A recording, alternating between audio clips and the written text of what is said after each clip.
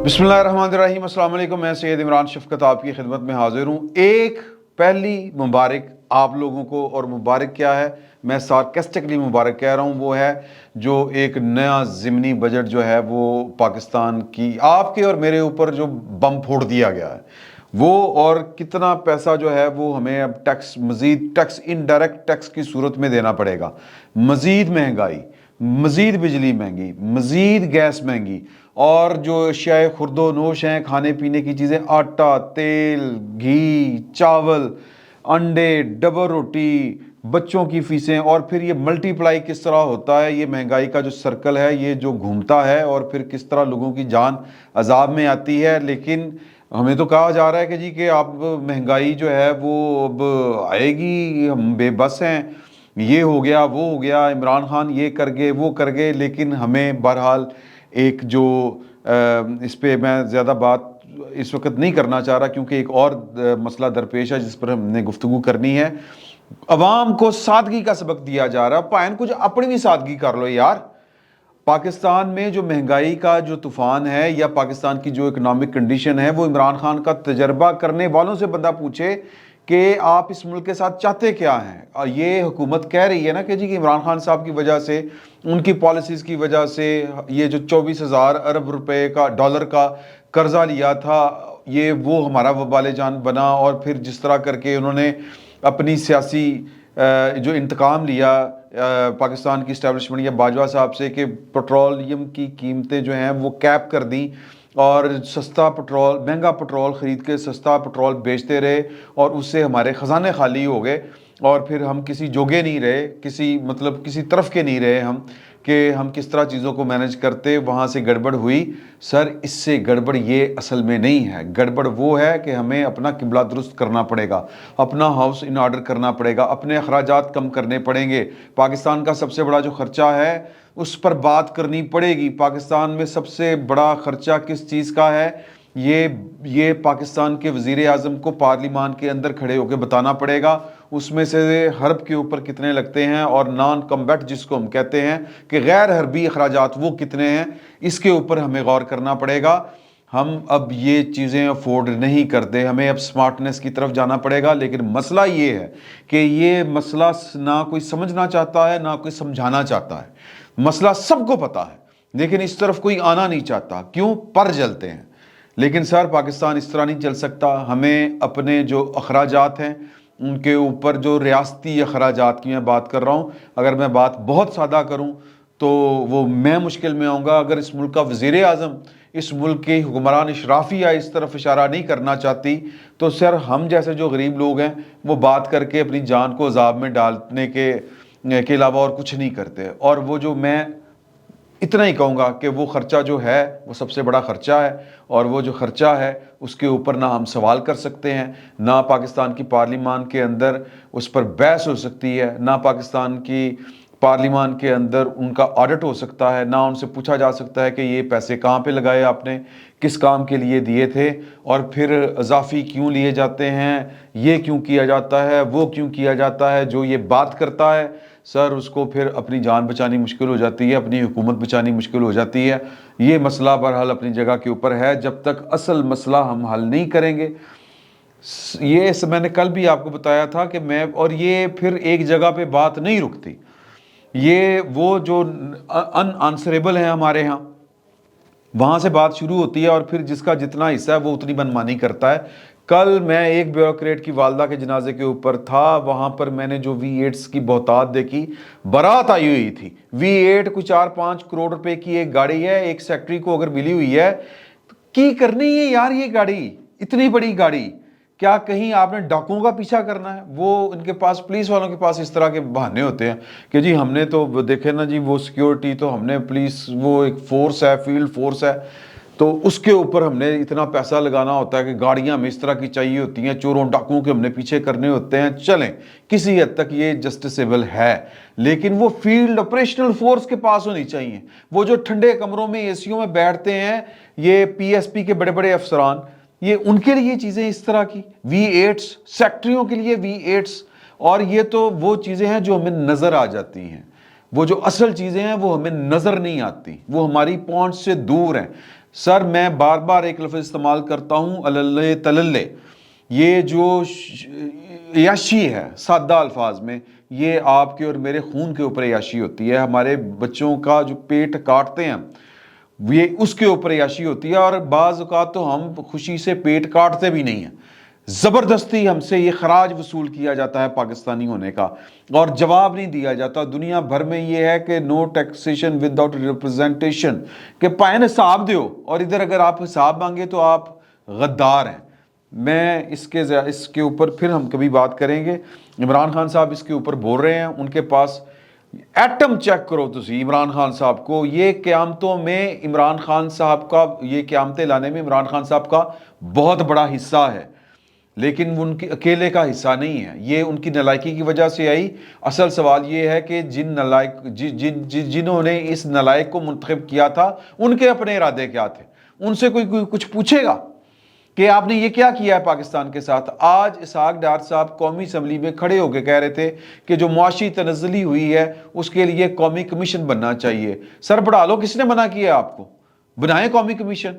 اصل مسئلہ معاشی، جو اکانومی کے پیچھے پالیٹکس ہوتی ہے اور پالیٹکس کے پیچھے اکانومی ہوتی ہے، یہ چولی دامن کا ساتھ ہے. پہلے کون سی چیز کیا ہے، اکانومی ہے یا پالیٹکس ہے؟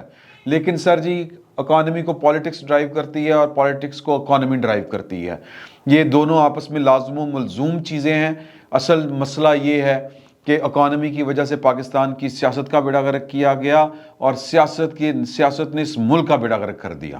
یہ ہمارے ساتھ ہوا ہے، اور اس کے اوپر اگر کسی سے جواب طلب کرنا بنتا ہے تو وہ جنرل باجوہ سے طلب کرنا بنتا ہے، اور ان کے جو پیش رو تھے ان سے طلب کرنا بنتا ہے، جنرل رحیل شریف سے کرنا بنتا ہے، اور جناب اشفاق پرویز کیانی سے کرنا بنتا ہے. پرویز مشرف صاحب تو چلے گئے. پرویز مشرف صاحب کے وہ ادھورے کام جو دو پولیٹیکل پارٹیوں کے خلاف، کیونکہ کھل کے کہتے تھے کہ نواز شریف کی جگہ نہیں ہے، بے نظیر کی جگہ نہیں ہے، لیکن ان کی جو باقیات تھی، جو ان کے پھر جو بعد میں ان کے آئے، جو ان کے نقشے، ان کے کیا ان کو کہتے ہیں سکسیسرز، ان کے جانشین جو آئے، انہوں نے آ کے ان کے ارمان پورے کرنے کی کوشش کی، اور پاکستان کا بیڑا غرق ہو گیا. یہ جو آج ہمارے اوپر بمب گر رہا ہے سر، اس وقت پاکستان کے حالات کوئی نہیں ہے. میں آپ کو ایک بات بتا دوں، یہ اگر پاکستان چل پھر رہا ہے، سلامت ہے، اس میں ہمارا کوئی کمال نہیں ہے. یہ اللہ کی مہربانی ہے، اور اللہ کی مہربانی اس صورت میں ہے کہ اس وقت کسی اور انٹرنیشنل کوئی طاقت کو، کسی عالمی قوت کو پاکستان کی جو کہہ لیں کہ کیا اس کو کہیں گے کہ اس کا یہ منشا نہیں ہے کہ پاکستان جو ہے وہ اللہ رحم کرے کہ اس کو کچھ ہو. ورنہ ہم نے تو کوئی کسر نہیں چھوڑی ہوئی. ہم نے سکوت ڈھاکہ کے بعد پتہ نہیں اور کیا کچھ کر جانا تھا، یا ہم نے کوئی کسر نہیں چھوڑی ہوئی. تو میں آخری معاملات کی طرف آتا ہوں. آخری معاملات جو ہیں وہ بڑے گمبھیرتا کا شکار ہیں سر. وہ یہ ہے کہ عمران خان صاحب جو ہیں وہ ابھی جو بیٹھ کے یہ باتیں کر رہے ہیں، یہ اس کھیل کے یا اس جرم میں برابر کے شریک ہیں جو پاکستان کے خلاف ہوا. اور ان کی سیاست کا یہ عالم ہے کہ آج لاہور اسلام آباد ہائی کورٹ جو اسلام آباد کی دہشت گردی کی عدالت ہے، وہاں سے ان کی ضمانت خارج ہوئی، اور جیل برو تحریک کے دل دادا اور دھمکی دینے والے اس وقت ضمانت کی بھیک مانگتے پھر رہے ہیں. لاہور ہائی کورٹ سے حفاظتی ضمانت کی بھیک مانگ رہے ہیں.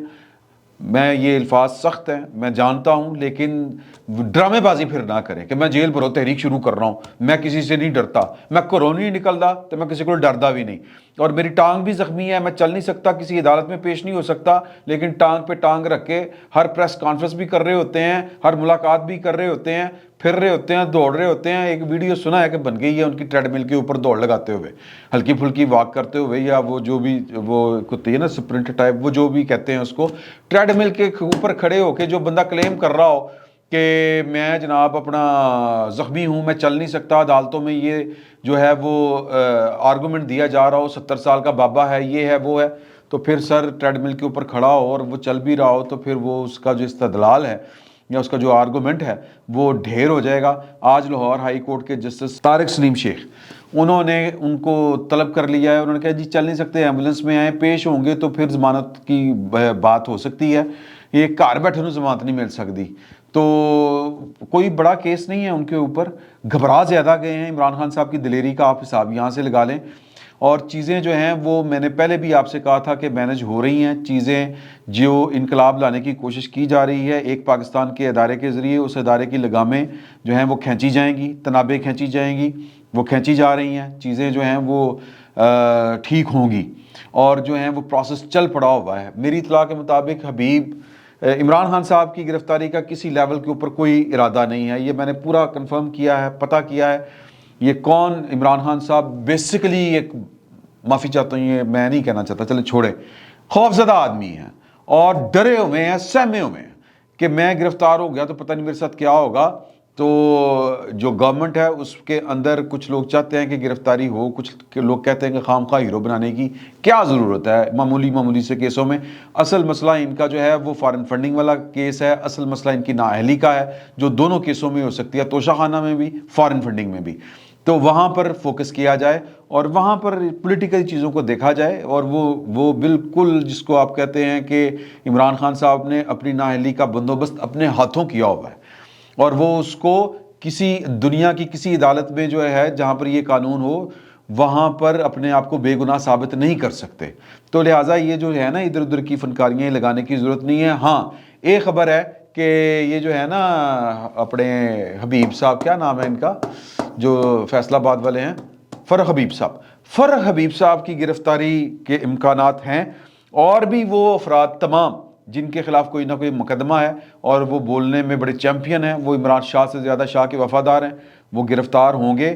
اور گرفتار، ہاں ایک اور بات وہ میں آپ سے آگے شیئر کرتا ہوں کہ اسی طرح جس طرح پرویز الہی صاحب کی بیوی کو شامل تفتیش ہونے کا کہہ دیا گیا، تیسری بیوی جن کے ساتھ وہ پلیئر ٹائم ان کی سہیلیوں کے ساتھ گزارنا چاہتے تھے، کال ریکارڈ ہو چکی ہے۔ حالیہ دنوں میں انہوں نے کوئی پراپرٹی کا وہ بھی کال ریکارڈ ہو گئی ہے، نمی گل سن لو، جس میں انہوں نے آخری جو ٹرانزیکشن تھی وہ 7 کروڑ کی آپ نے وعدہ کیا تھا، مجھے نہیں پتا وہ والا جناب، ان کی جو ایک چہیتی بیوی کی، لاڈلی بیوی کی جو ہے نا جی، چلے بہرحال وہ کال ریکارڈ ہوئی ہے، اور وہ کال اور جو ٹرانزیکشن ہے 7 کروڑ روپے کی وہ میچ کر گئی ہے۔ تو یہ بھی معاملات اسی طرف بڑھیں گے۔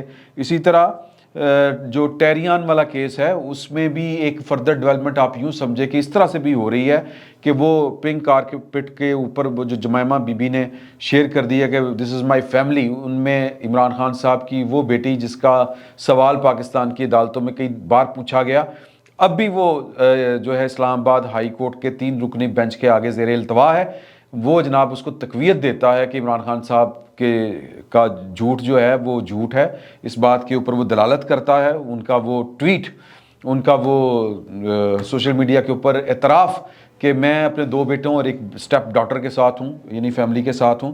تو عمران خان صاحب نے نااہل ہونا ہے سر، یہ بھی ان کی نااہلی والا کیس ہے، یہ سادہ گرفتاری نہیں ہے ان کی۔ تو یہ 1-2 ڈیولپمنٹس تھی جو آپ کے ساتھ شیئر کرنا تھی، تو باقی دیکھتے ہیں کہ فردر کیا ہوتا ہے۔ فی الوقت اتنا ہی، بہت بہت شکریہ آپ کا۔